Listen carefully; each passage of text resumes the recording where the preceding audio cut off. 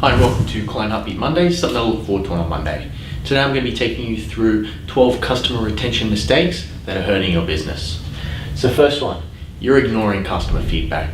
So when someone fills out one of your customer feedback surveys and you get the feedback and you don't do anything, that's a big mistake. You need to make sure you act on any feedback that you get. So one, your customer feels like you care, and two, you can make improvements to your business. Mistake number two. People are taking their customer feedback surveys too personally. So if you get some feedback on a particular topic, that's your area of expertise, don't take it personally. Have a bit of a broader look at it and make sure you use it to improve your business. Setting expectations too high. So a lot of times sales guys are selling the house down, but they're actually setting the expectations too high for the customer. It's important to make sure that your expectations are what you can actually deliver as a company, so moving forward there won't be any problems. Taking customer loyalty for granted. So loyal customers are your bread and butter. This is what you should be striving to do. But the number one thing is don't take them for granted. Still maintain your high service levels with them so you can keep them for a long time and they can keep referring new business to you. Automated machines. I hate companies that are using automated phone systems and automated email support.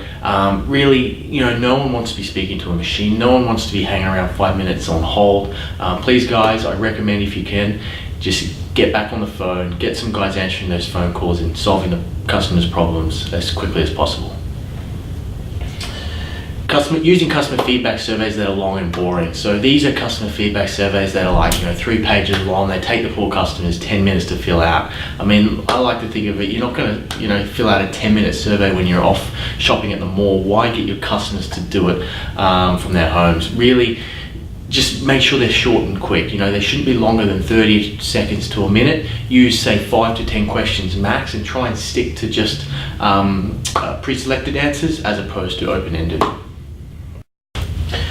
Mistake number 7, ignoring your competitors. Now I can guarantee you your competitors are trying to steal your customers from you. Now if you're not keeping an eye on them, then you're making a huge mistake. The idea is to make sure that your perceived value is better than your competitors, and if it's not, you should be trying to achieve a better perceived value so your customers feel like they're using the best service possible, and then you can retain them and keep them as a client. Okay. Mistake number 8, measuring satisfaction as opposed to loyalty. Now I'm a bit of a fan of actually measuring loyalty. I've recently read a study that found that 20% of people that actually classified themselves as satisfied customers actually ended up leaving. So there are a lot of factors that go into this, but guys, I really recommend trying to create loyal customers as opposed to satisfied customers, and you do that by making sure that you don't make any of these mistakes. You really care about your customers so that they die before they change to a competitor. Remembering special occasions. So this one's simple. Just give your customers a bit of a quick gift on their birthdays. Make sure the gift or the card or something is special and it's related to your business. This really shows that you care about your customers. It goes to a long way to improving that customer relationship. Now that customer relationship will help loyalty and it will help you retain more customers.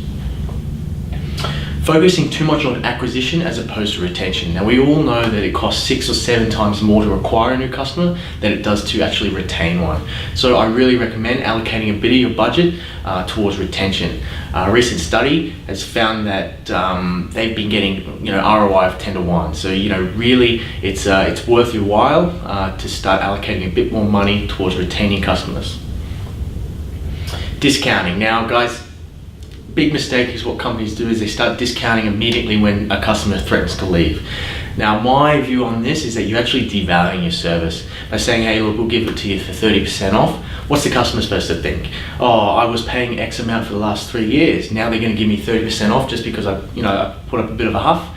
Guys, what I would recommend is actually offering maybe a free month or some additional services or upgrade their package, but try not to devalue your service by discounting. Being reactive is a big mistake. What I recommend is being proactive. So by doing a lot of this customer feedback gathering, you should be able to put some systems in place to make sure these problems stop happening. You can use the feedback that you get, implement some other strategies, but try and stop the problems from happening before they become customer-facing problems. This way you'll go a long way to making sure your customers don't have any problems and they remain happy customers and they remain retained. So So there it is, 12 customer retention mistakes that are probably hurting your business.